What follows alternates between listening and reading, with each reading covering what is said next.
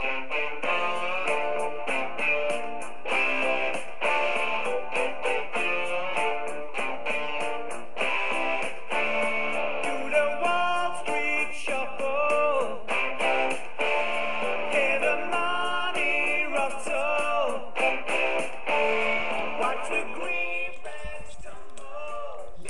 guys,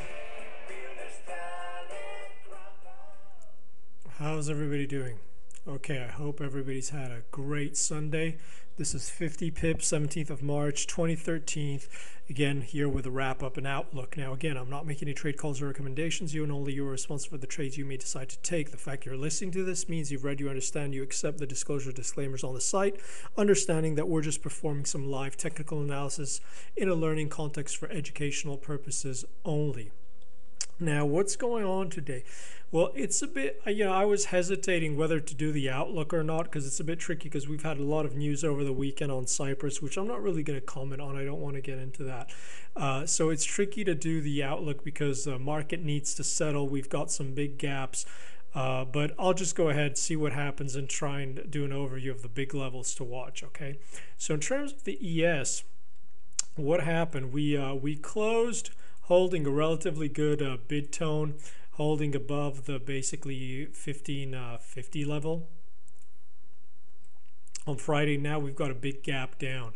Now, on the gap down, I mean, not surprising regardless of the news. Not that we're expecting the news, but we said the velocity of the moves favor the downside. At least we'd be looking to play some downside here into these highs as price, in a healthy kind of movement, we'd expect price to correct to the downside and not only continue to move in one direction. So what you want to watch here is you see on the gap down, where have we gone? We've gone back down into these 1536s, 1540 support zone, and it seems to be holding. So as long as this holds, keep an eye. Caps tend to fill. They don't necessarily have to fill on the Monday, and they don't have to fill straight away. But what I'll be looking at clearly is if we hold this whole base of 1536s, 1535s, as long as we hold this, then the focus will be to playing the gap back to the upside, and then shorts will likely be looking to sell. And again, look for a top to build here. But again, I think the market, after what's happening, it's going to be pretty difficult for the market to really rally aggressively. So I think the focus of the week will be for looking on shorting opportunities for any kind of move back up. Now, if we go knife through butter, if we press below these 1536s, then we could get a pretty heavy tone. And the levels to watch the downside I'd be looking at is 1529s, 1524s, 1517s. Okay, keep in mind that should we continue to aggressively move to the downside, have a 30 handle move to the downside, the 1500 is going to be a psychological level. And because we never know what's going to happen, a lot of people have been emailing me asking me about the gap, right? The gap is still open, this huge gap, but that's quite a long way to go. So a lot of things will have to happen before we fill that. If you put in a 200-day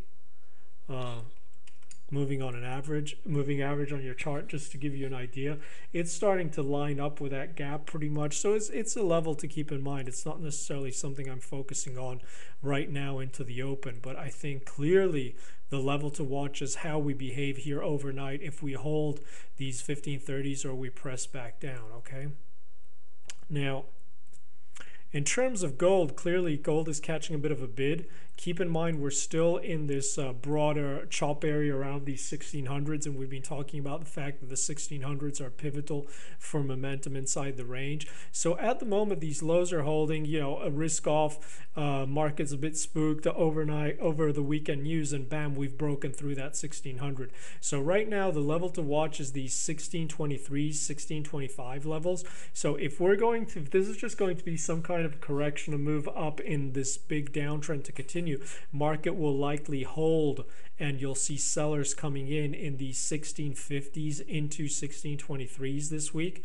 Now, if we break above this, then I would expect potentially for us to see a move into 1700s come relatively quickly.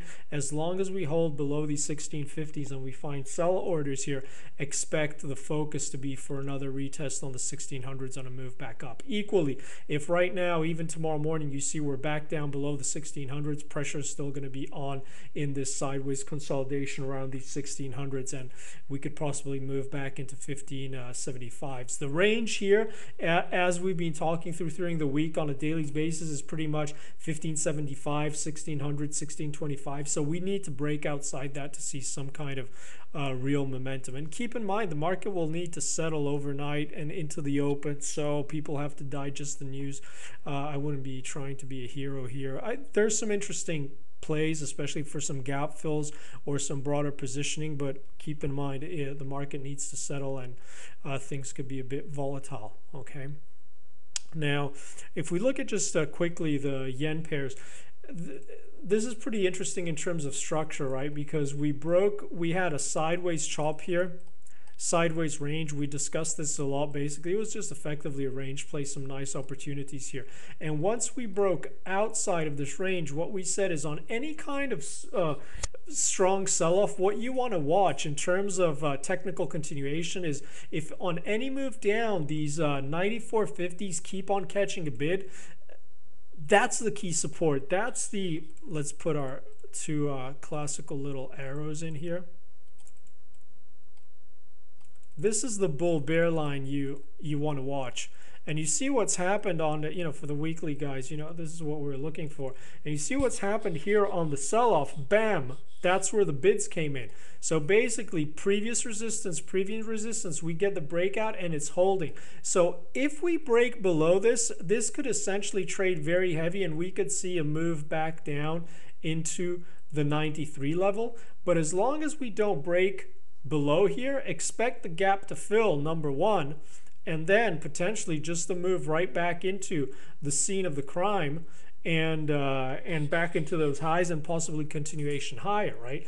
If you're looking for high odd setups, or if you're looking you're looking to sell, this is an interesting sell zone because clearly there's a top forming markets unable, but you definitely don't want to get aggressively short, at least in my book, aggressively short into extremely strong support here when the support is holding, right? If we break, it's a different story, but you have to respect this previous resistance acting as support here. Equally, Euro JPY, I think there's only one word to describe this. It's kind of ugly in terms of the gap down. So what you want to watch, again, it's moved back down very aggressively right back into this previous strong support that held, and then we went knife through butter. This is a very interesting level. Let me just put it up as a line so you can have the number to the left of the chart. Okay, and the level is 122.20s. You see what's happened here on this first move down, bam, very aggressive. It got bought, and this is where we also got the gap up. So this was a very, very strong support. Then once we broke on this aggressive move, knife through butter, just completely went through it. But you see the first time we tried to come back up, it was protected. The second time it was sold again, and then when we broke it, bam, aggressive. So clearly this is a pivotal level, similarly to the way we've been we discussed on that USD JPY. This is really the pivotal level to watch because this is where the flows are coming in on a break above or a break below or a hold above or a hold below. So, and you see what's happening. You see how technical the market is. We gap down right back into that level. So this is the level to watch on the week, for the week, right? We break below this, this could start to trade very, very heavy. As long as we hold, we could easily be moving right back up into those 123.70s, etc. But really, this level is really, really important. This is the level to watch, okay? Now, what's going on Kiwi? Kiwi, we looked at that rotation for the base build at the bottom, all these wicks forming very nice structure here to get back long for a move back into the scene of the crime. And then we held. We closed pretty bullish. Now, risk off, everything gap down, it's gapping down. It looks like it's going to try and fill the gap here. Unless something bad hits the wires again, I would expect this gap to fill. And as far as I'm concerned, this is the pivotal level for the week. 82.60s. If we hold below, then we've got a chance to try and test these 82.20s. But if we fill that gap and we hold above, then I would be looking for this to continue its rotation higher, at least back into the 83.30s, 83.50s. Okay, that's the level to watch. Aussie, what's going on Aussie? You know, it looks like again, once again, it's going to fill the gap.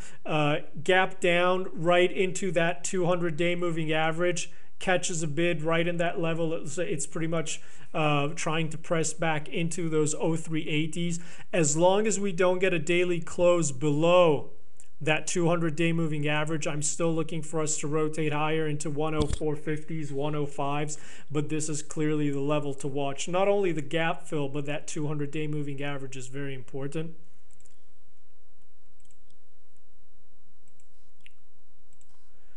USD CAD, the swing shorts are in play. We talked about the complex top building here for a move back down. You probably got sick of me on Twitter. I kept on going every day.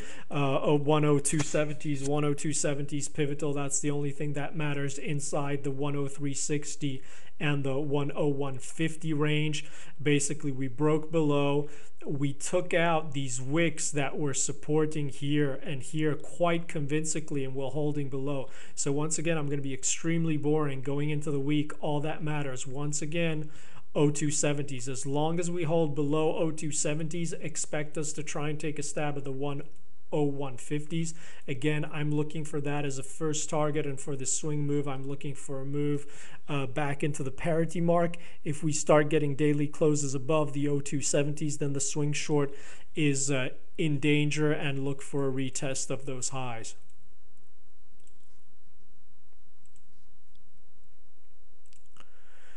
Euro GPB, gap down, smack into getting bids coming in at the bottom of our zone, right? We had the bottom. What we were looking at was basically 86.30s being pivotal for action. And we had these swing shorts here on this weekly channel. And what we were saying is clearly was having a lot of trouble because we could not break the 86.30s, and even though we got a lot of pressure on, the wicks were still supporting. Now the gap down helped. That's the level to watch, right? That's the level to watch. We're into strong resistance for the guys in the weeklies. You know, the primary target is done on the swing short here.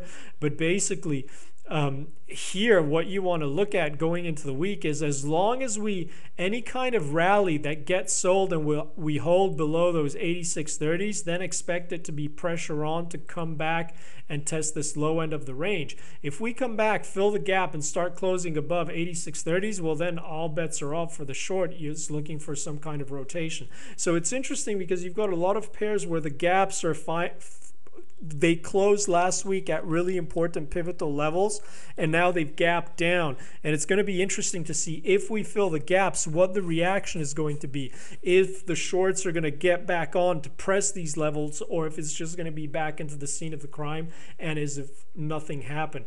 Now, keep in mind that with all the Cyprus news, and as long as Euro's trading heavy and you're getting moves out of the Euro, GPB USD, so cable's not necessarily going to have to react with the same risk off strength or momentum as Euro will, for those of you who like to look at Euro and cable together, because likely if we get very aggressive flows out of Euro GPB, cable will be supported, okay, should be supported rather. And what we discussed is there's a couple of interesting levels for cable. The two big levels which we've discussed for a long time are basically the 53.00 as a top range resistance and the 51.00 to the downside, okay? You see, once we broke through this 50.00, that's where the flows came in. We started to get an aggressive move, and we moved away very, very quickly, and now basing at these 50.70s. Now, level to watch going into the week, 51.30s. As long as we hold below that, we are vulnerable to tests back into the 50.70s. Okay, if we break above, I'd be looking for a move in to test those 52s, 52.20s. Now, as long as this base holds, the first move I'm looking for going into the week are going to be the 52s, and that's going to be a very interesting level to see if the shorts are still offering this and are still going to press this to the upside for the week. To see a real aggressive move out of this broader chop zone at lows that's very, very heavy. I want to start to see daily closes above that 53. Unless we get daily closes above 153, this will continue to trade with a very heavy tone. The only thing I want to say is keep in mind that this has been a very big move down all the way from 163s, and there's been very little profit taking. So keep in mind that if all the shorts, the funds, etc., are going to have to start to unwind their shorts, it's not surprising for us to see big intraday move to the upside, because it's just simply going to be unwinding of the shorts. Okay. Now, last but not least, what's going on with euro? Well, euro, it's all about this setup. Now, remember we are talking about two potential supports, and basically in these past weeks we've been looking for this final move back down into this confluence of the 200-day moving average, the 129 level, and the 50 back of the whole move up from 120.40s into 137.10s. Okay. So keep in mind that even though we've sold off here and we've gapped down, and there's, you can see it on a 4-hour, there's a big gap here. There's extremely important support just below. So clearly pressure is on at 129, but keep in mind that unless we can keep the pressure on sub 129s, and we break and we get a daily close below this 200-day and these 2870s, I'd expect us to see a move back up to try and fill that gap. Now, if we close on a daily basis below there, then it's likely going to trade very, very heavy. Now, keep in mind that the focus last week is being between the guys looking to buy this 200-day and the guys looking to sell the 100. So you see what's happened here. It's kind of a clamp, right? We're stuck. We've got that 100-day that's getting sold. You know, whether you're looking at with the trend line, however you're looking at it. But basically, it's this whole series of lower highs, which is lining up with a 100-day for the MA fans. That gets capping. But to the downside, the buyers are coming in. So keep in mind that as long as we're stuck between these two moving averages, it could be very volatile, and it's what I like to say, you know, velocity inside the range is not that important unless we start to see breakouts. And by this, you mean a daily close above that 100-day or a daily close below that 200-day. And if you flip over to 4-hour, you know, you can see just by looking to the left that we've already broken below the 129 and we've triggered that 50 back. So it's not necessarily the 129 that's, you know, people are going to be saying option expire. You know, 129, that's not the level. The levels further down is the whole support that's coming in at those 128.70s.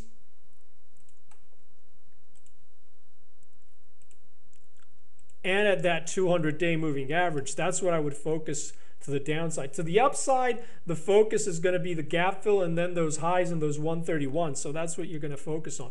So again, guys, it's a bit quick and it could be choppy because the market needs to settle. So we'll have to see tomorrow. But I still wanted to put something out there because I know a lot of you guys are waiting for it. So again, if you enjoy the content, don't be sure about retweeting or sharing the content. I hope everybody has an awesome start to the week, and I'll see you guys on Twitter tomorrow for London Open. Have a great one. Okay, guys? Take care.